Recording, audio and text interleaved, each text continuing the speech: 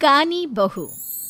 किशोरी लाल जी के बेटे राघव की शादी की बात जगह जगह चल रही थी, लेकिन किशोरी लाल जी को कोई लड़की पसंद ही नहीं आती थी। और उसकी एक ही वजह थी, किशोरी लाल जी का लालची होना। उनको लड़की वालों से मोटा दहेज चाहिए था और इसी चक्कर में एक दिन वो एक बहुत पैसे वाले के घर अपने बेटे का रिश्ता लेकर पहुंचे। उस आदमी का नाम था ओम प्रकाश। देखिए किशोरी लाल जी, मेरी एक ही बेटी है और मेरी सारी संपत्ति जायदाद सब कुछ मेरी बेटी नैना का ही है। पापा, नाम से लगता है बहुत खूबसूरत होगी। कितना अच्छा नाम है ना, नैना। ओ, वैसे बात तो सही है आपकी। अब इतना पैसा है, जमीन जायदाद है, इकलौती बेटी, आप भी क्या करेंगे? सब कुछ उसे ही देंगे ना। बिल्कुल ठीक पहचाना आपने। बस बेटी की शादी और सारी जायदाद उसके नाम। पापा, बिना देखे हाँ कर दीजिए ना। इतना अच्छा रिश्ता फिर कहाँ मिलेगा? माला माल हो जाएंगे हम। मैं अपनी बेटी को बुलाता हूँ। अरे नहीं नहीं नहीं नहीं, आपकी बेटी का नाम नैना है, सुनकर ही लगता है बहुत सुंदर होगी। रहने दीजिए अंकल, मैं तो आपकी बेटी के नाम से ही इतना खुश हो गया हूँ कि उसे बिना देखे शादी करने को तैयार हूँ। अब तो मैं उसका चेहरा सीधे शादी के बाद ही देखूंगा। और इस तरह राघव नैना का चेहरा नहीं देखता और उससे शादी कर लेता है। शादी के बाद अपनी सुहाग रात पर जब राघव नैना का घूंघट उठाकर देखता है तो नैना की आंखें बंद थी। कितनी खूबसूरत हो तुम नैना, जरा अपनी आंखें खोलकर मेरी तरफ देखो तो सही। नहीं, मुझे शर्म आती है। अरे, मैंने तुम्हें शादी से पहले भी नहीं देखा, और अब अगर तुम आंखें खोलकर मुझे देखोगी भी नहीं तो मुझे अच्छा कैसे लगेगा? इससे पहले कि नैना अपनी आंखें खोलकर राघव की तरफ देखती, अचानक से लाइट चली गई और राघव नैना को पूरी तरह से देख भी नहीं पाया। अगली सुबह नैना राघव के लिए नाश्ता बनाकर लेकर आई। अरे ये क्या, आधा पराठा सेका हुआ है और आधा बिल्कुल कच्चा। ये तुमने क्या किया नैना? बहू, तुमने क्या आधा पराठा तवे से नीचे लटका कर रखा था, जो आधा सेका है और आधा कच्चा? मुझे जितना दिखेगा उतना ही तो सीखूंगी ना पापा जी। जहाँ जहाँ मुझे नजर आ रहा था वहाँ मैंने सीख लिया, जहाँ जहाँ नहीं दिखा वहाँ कच्चा रह गया होगा। इसका क्या मतलब है? ये कैसा मजाक कर रही है तुम? अरे बहू, तुमने इतना लंबा घूंघट क्यों लगाया हुआ है? देखो, हमारे घर में बहुओं को बेटी की तरह रखा जाता है, और फिर तुम तो इतना सारा माल लेकर आई हो। देखो, ये घूंघट डालकर रखने की कोई ज़रूरत नहीं है। हाँ नैना, पापा जी ठीक कह रहे हैं, तुम तो आराम से रहो, अपना ही घर समझो। नैना अचानक से अपना घूंघट उठा लेती है। अरे ये क्या पापा, नैना की तो एक आंख फूटी हुई है। नाम से नैना, लेकिन ये तो कानी बहू निकली। मेरे साथ धोखा हुआ है, धोखा। बिना दिखाए अपनी कानी लड़की मेरे संग ब्याह दी।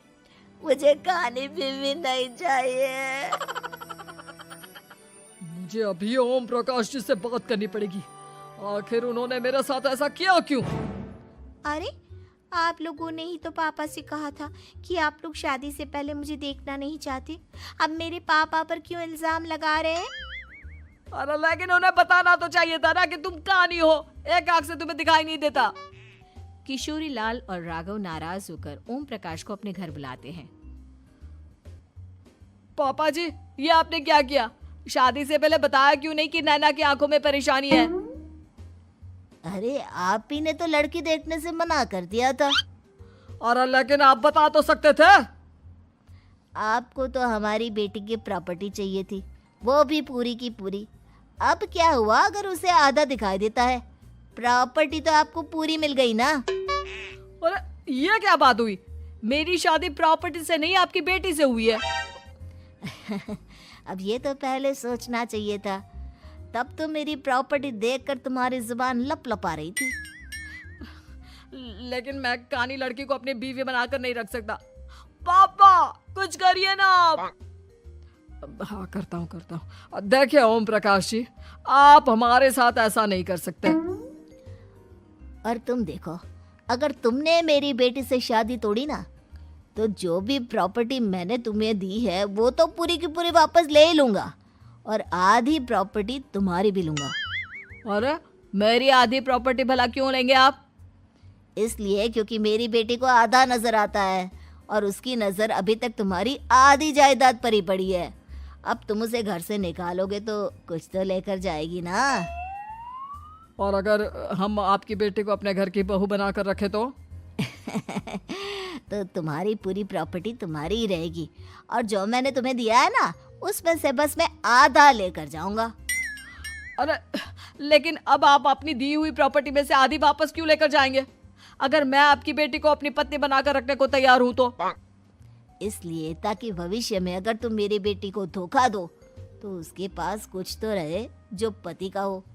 वैसे मेरे पास तो बहुत कुछ है, लेकिन अपने पति की कोई निशानी तो उसके पास होनी चाहिए ना। अब अगर तुमने मेरी बेटी को कानी कहा तो तुम्हें प्रॉपर्टी भी कानी ही मिलेगी, पूरी नहीं। जमाए राजा। किशोरी लाल और राघव समझ चुके थे कि वो बुरी तरह फंस चुके हैं और अब उनके पास वहां से निकलने का कोई चारा नहीं है। अब समझ में आया ना, लालच बुरी बला होती है। एक तो तुम्हें प्रॉपर्टी मिली, ऊपर से बीवी मिली, उसमें तुम्हें नखरे भी दिखाने हैं। आए बड़े, चुपचाप बैठो दोनों। कुछ दिनों के बाद नैना राघव की कार लेकर बाजार घूमने निकलती है और जब कार लेकर वापस आती है, ये क्या? एक तरफ से मेरी गाड़ी पूरी खराब हो चुकी है।